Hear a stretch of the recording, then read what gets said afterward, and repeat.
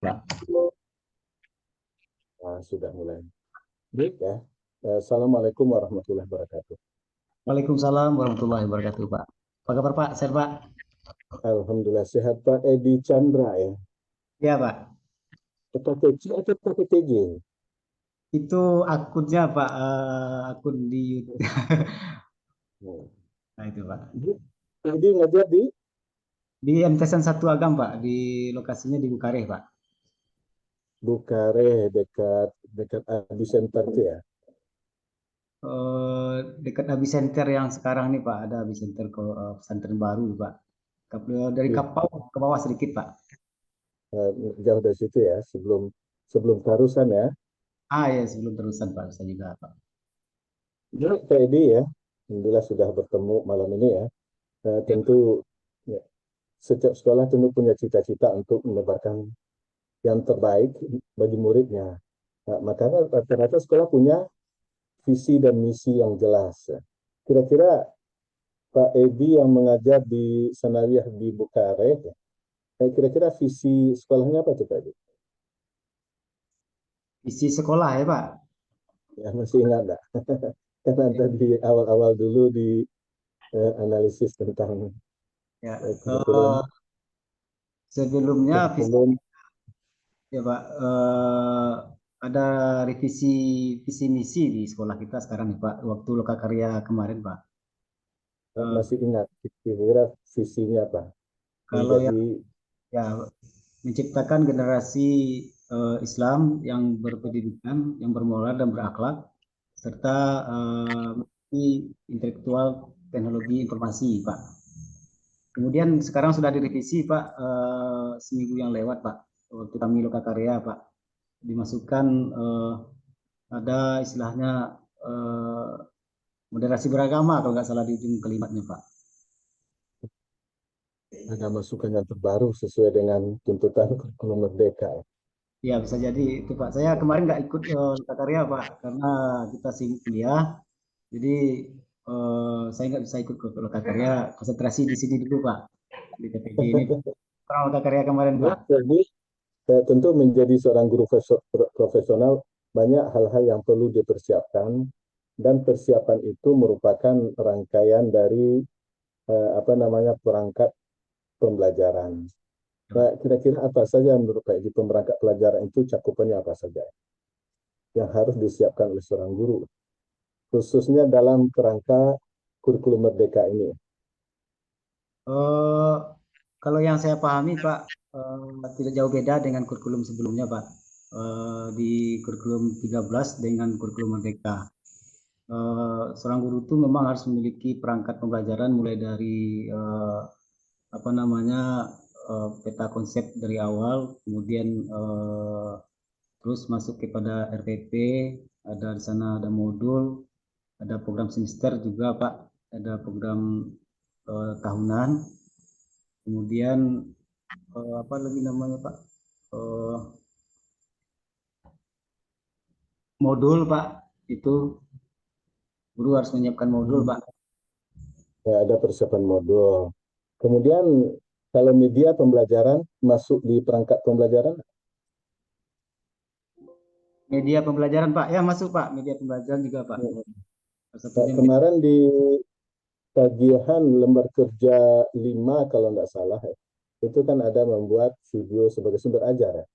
Itu Ya masuk Pak, media pembelajaran nggak Pak? ya masuk media pembelajaran Pak. Nah, tentu media pembelajaran kan terbagi-bagi lagi. Kalau yang dibuat kemarin video sebagai sumber ajar itu media pembelajaran model apa itu ya? Jenisnya apa itu? Kan ada yang visual, audio visual, media grafis, bahkan akan berkembang terus ya. Kayak kelompoknya media apa itu? Kalau saya lihat tuh medianya udah multimedia nih Pak, bukan audio visual saja, itu udah masuk kepada multi Pak. Ya, multimedia apa maksudnya? Artinya kita banyak memakai fasilitas media Pak yang bisa mendukung Mm-mm. pembelajaran sendiri, termasuk teknologi kekinian Pak. Ya, Eh, teknologi kimia, audionya juga bisa ada di situ, ya, visualnya atau videonya juga ada di situ, kemudian unsur-unsur teknologi yang lain juga ada di situ ya. Berarti multimedia ya.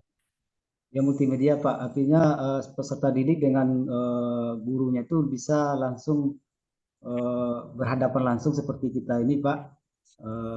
Kalau Mm-mm. dulu kan audiovisual hanya sebuah sekedar video saja Pak kan. Sekarang sudah masuk ke Iya. bisa interaktif antara guru dengan siswa Pak. Mm-mm. Kira-kira menurut Pak Edi ya, eh, dalam menyiapkan perangkat pembelajaran butuh LPP enggak?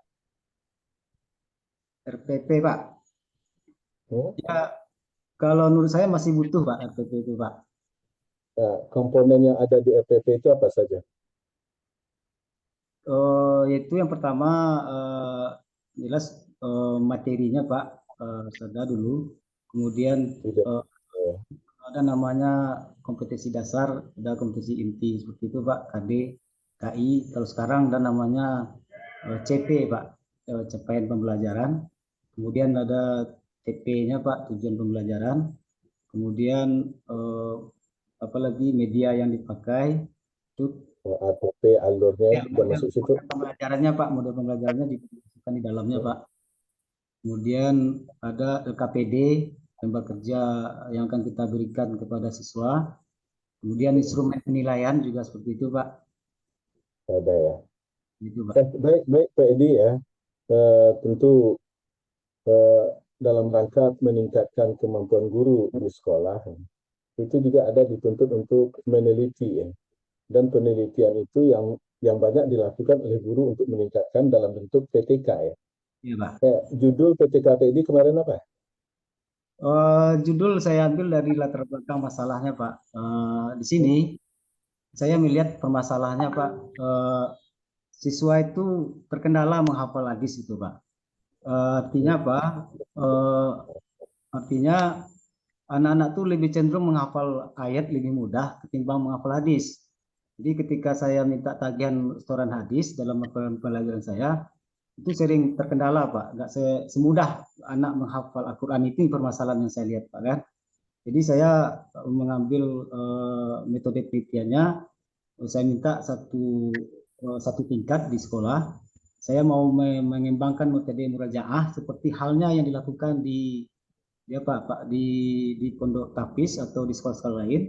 Ya ini metode ini dipakai untuk Al-Quran dan sekarang kita cobakan memakai metode murajaah untuk hadis seperti itu Pak. Jadi judul akhirnya PTK Pak Edi apa? Eh, Metode murajaah sebagai eh, teknik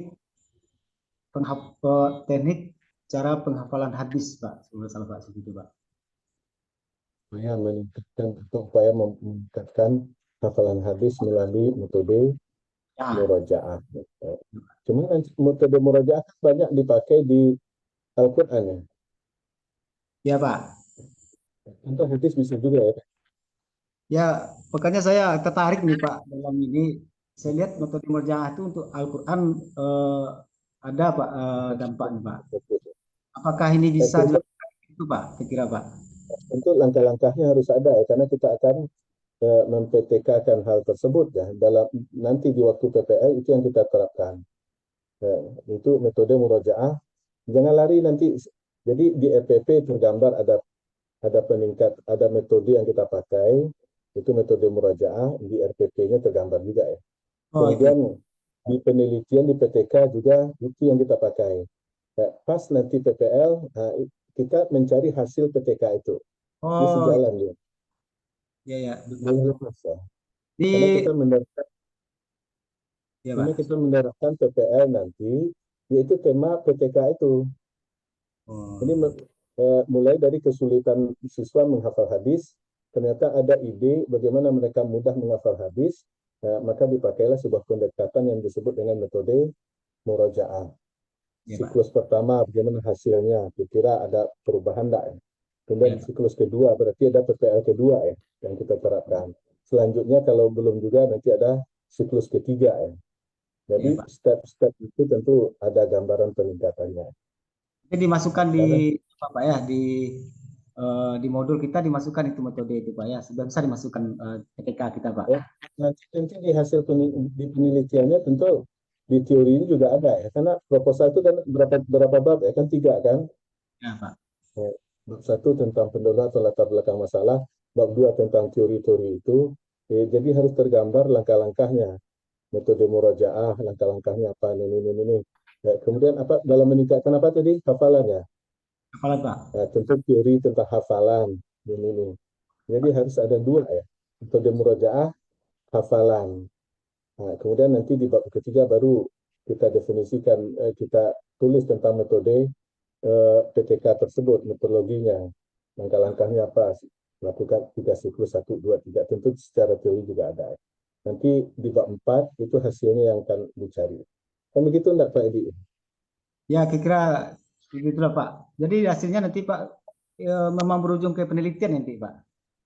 Jadi penelitian itu PTK itu diterapkan di PPL, nanti sewaktu itu ada berapa tuntutan. Kita PPL sekaligus membuat hasil penelitiannya di waktu Oh, itu.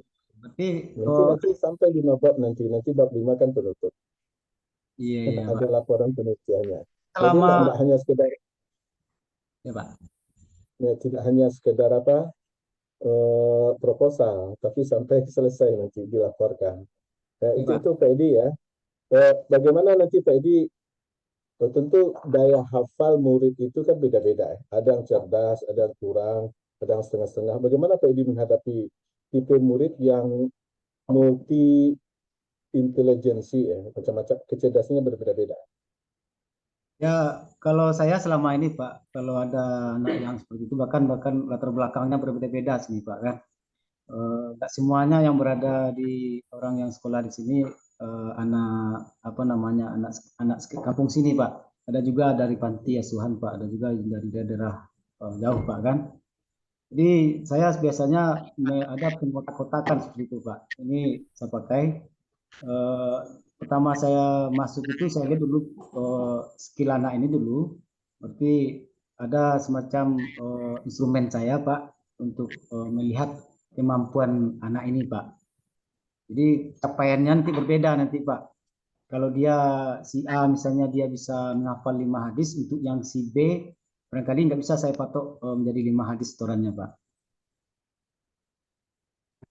Tadi sudah sampai di penghujung waktu karena waktu berjalan juga ya. Silakan di stop recordnya disempurnakan. Tadi nanti dia muncul di my dokumen.